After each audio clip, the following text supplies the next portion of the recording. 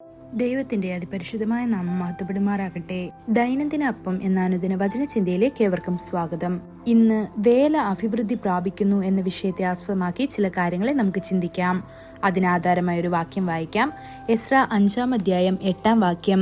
രാജാവിനെ ബോധിപ്പിപ്പാൻ ഞങ്ങൾ യഹൂദ സംസ്ഥാനത്തിൽ മഹാദൈവത്തിന്റെ ആലയത്തിലേക്ക് ചെന്ന് അത് അവർ വലിയ കല്ലുകൊണ്ട് പണിയുന്നു, ചുവരിന്മേൽ ഉത്തരം കയറ്റുന്നു, അവർ ജാഗ്രതയായി പണി നടത്തുന്നു. നമ്മുടെ എല്ലാ പ്രയത്നങ്ങളും ഉത്സാഹമുള്ളതായിരിക്കണമെന്ന് രാജാക്കന്മാരുടെ രാജാവ് ആഗ്രഹിക്കുന്നു. നമ്മുടെ കൈകളുടെ എല്ലാ പ്രവൃത്തികളും അഭിവൃദ്ധിപ്പെടട്ടെ.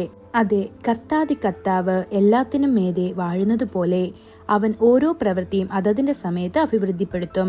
നമ്മുടെ കൈകളുടെ പ്രവൃത്തിയിൽ നാം അഭിവൃദ്ധി പ്രാപിക്കുമ്പോൾ, നമ്മുടെ പ്രതീക്ഷകൾ സഫലമാകുമ്പോൾ നാം സന്തോഷത്താൽ നിറയുന്നു.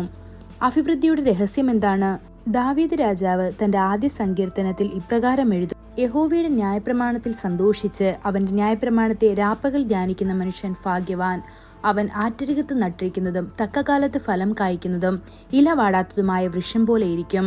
അവൻ ചെയ്യുന്നതെല്ലാം സാധിക്കും. ഇത് 1-ാം സങ്കീർത്തനം 2-3 വാക്യങ്ങളിൽ നമുക്ക് കാണാൻ കഴിയും.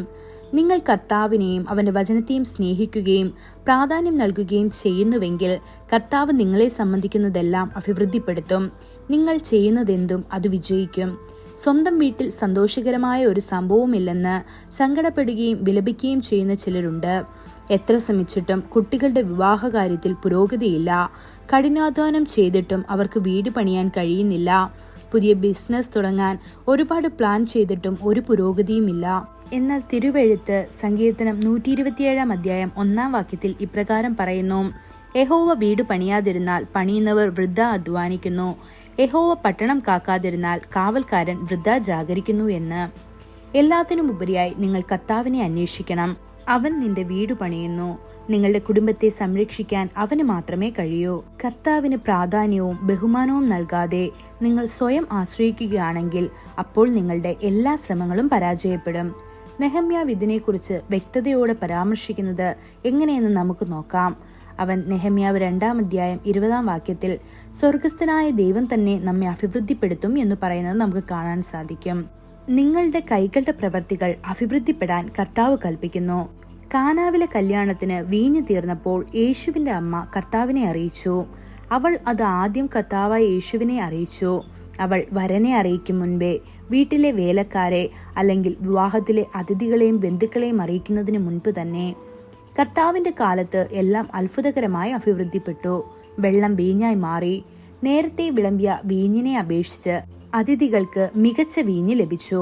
ദൈവമക്കളെ, നിങ്ങളെ സംബന്ധിക്കുന്ന എല്ലാ കാര്യങ്ങളും ആദ്യം അറിയുന്നവൻ ദൈവമാകട്ടെ. അവൻ അത് നിങ്ങളുടെ കൈകളിൽ അഭിവൃദ്ധിപ്പെടുത്തും. നിങ്ങളെ സംബന്ധിക്കുന്ന എല്ലാ കാര്യങ്ങളും അവൻ തന്റെ കാലത്ത് പൂർത്തിയാക്കുകയും പരിപൂർണമാക്കുകയും ചെയ്യും. ഈ വചനങ്ങളാൽ ദൈവം നമ്മെ ഓരോരുത്തരെയും അനുഗ്രഹിക്കുമാറാകട്ടെ. കൂടുതൽ ധ്യാനത്തിനുള്ള വാക്യം ഫിലിപ്പിയർ 4-ാം അധ്യായം 6-ാം വാക്യം. ഒന്നിനെക്കുറിച്ചും വിചാരപ്പെടരുത്. എല്ലാത്തിലും പ്രാർത്ഥനയാലും അപേക്ഷയാലും നിങ്ങളുടെ ആവശ്യങ്ങൾ സ്തോത്രത്തോടു കൂടെ ദൈവത്തോട് അറിയിക്കത്രേ വേണ്ടത്. ഇന്നത്തെ ബൈബിൾ വായന: രാവിലെ 2 ശമൂവേൽ 1-2 അധ്യായങ്ങൾ, വൈകുന്നേരം ലൂക്കോസ് 14-ാം അധ്യായം 1 മുതൽ 24 വരെയുള്ള വാക്യങ്ങൾ. ആമേൻ.